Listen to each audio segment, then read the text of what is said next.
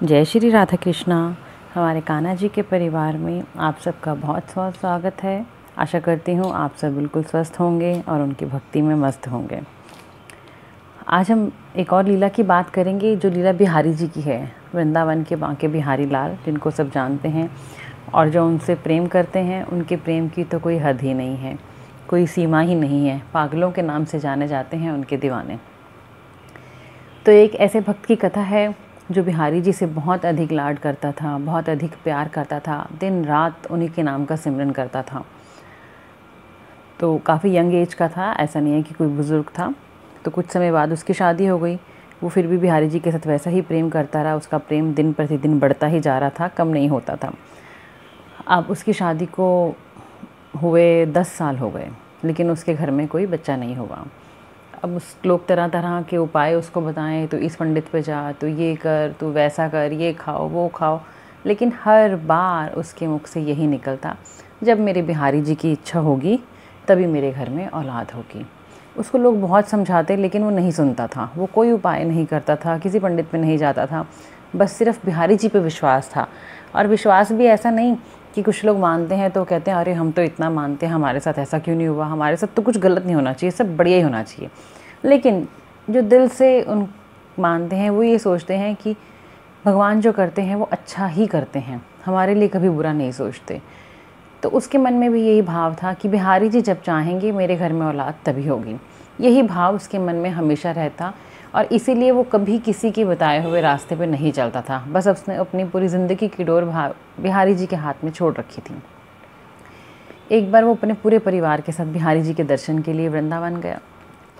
अब बिहारी जी के दर्शन करे तो वो निहाल हो गया। आँखों ही आँखों में उनसे अपनी बातें कहने लग गया कि जैसे औलाद की भीख मांगने लग गया, उनको लाड लड़ाने लग गया, उनको प्यार करने लग गया, बहुत कुछ आँखों ही आँखों में कह दिया।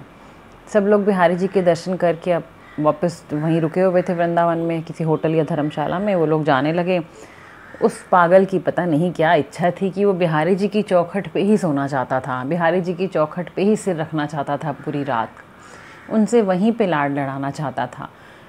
उसने घर के सभी परिवार के लोगों को भेज दिया, लेकिन वो वहाँ पे बिहारी जी की चौखट पे ही बैठा रहा। बिहारी जी की चौखट को कभी देखता, कभी चूमता, कभी माथा टेकता, कभी कुछ करता। रात थी, कोई भी नहीं था वहाँ पे, वो चौखट पे बैठा हुआ था। अचानक से उसको किसी बच्चे के रोने की आवाज़ आई। उसने इधर उधर देखा तो प्याऊ के पास पीले पीताम्बर के अंदर एक बच्चा लिपटा पड़ा था और ज़ोर ज़ोर से रो रहा था।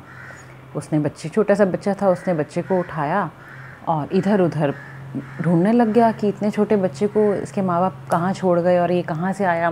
वो बहुत परेशान हो गए, कभी इधर कभी उधर होने लग गया कि इसके माँ बाप मिले तो ये बच्चा मैं उनको दे दूँ। इतने में ही क्या हुआ, दूर से दौड़ते दौड़ते एक गोसाई जी आए और बोले, उसको आवाज़ लगाने लगे लड़के को। उनको नाम तो पता नहीं था, तो वो बोले कि मैं जो तुम्हें सपना सुनाने जा रहा हूँ वो सुन के तुम हैरान हो जाओगे। तो वो बोले कि बिहारी जी पहली बार मेरे सपने में आए हैं और उन्होंने क्या बोला है कि एक पागल मतलब बिहारी जी भी उसको अपने प्रेम का पागल मानते थे, कि एक पागल मेरी चौखट पे एक बच्चे को लेके इधर उधर ढूंढ रहा है। उसको बोलो कि ये बच्चा मैंने उसके लिए उसी को दिया है, आजीवन वो उसका पाल पोषण करे और बिहारी जी की कृपा समझ के उसको अपने पास रखे। बस ये बात सुन के सोचो हमारे बिहारी जी कैसे कैसे हमारे दिलों के भेद को समझ लेते हैं और कैसी कैसी कृपा करते हैं। हो सकता है उसके भाग्य में, मतलब उसकी स्त्री में या उसमें ऐसा कोई दोष होगा कि वो बच्चा नहीं पैदा कर सकते होंगे, लेकिन उसके मन का भाव था कि मेरे लिए जो मेरी औलाद होगी वो बिहारी जी की इच्छा जब होगी तभी होगी। और बिहारी जी ने खुद एक बालक उसको इस तरह से दिया और गोसाई जी को बोला कि उसको जाके बोलो कि ये बालक मैंने उसके लिए भेजा है। ऐसे तो बोलो मेरे बांके बिहारी लाल की जय। ऐसे हैं मेरे बांके बिहारी जी, जो अपने भक्तों के दिलों को कैसे दूर तक समझ लेते हैं और उनके भाग्य की लकीरों को ही बदल देते हैं। जिसके भाग्य में जो नहीं होता, लेकिन वो चाहें तो सब कुछ कर सकते हैं। सिर्फ निष्ठा और विश्वास की ज़रूरत है। आशा करती हूँ आपको ये छोटी सी कथा बहुत अच्छी लगी होगी।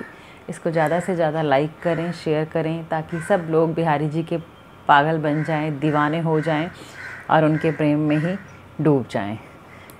जय श्री राधे कृष्णा। आप सबका दिन शुभ हो। राधे राधे।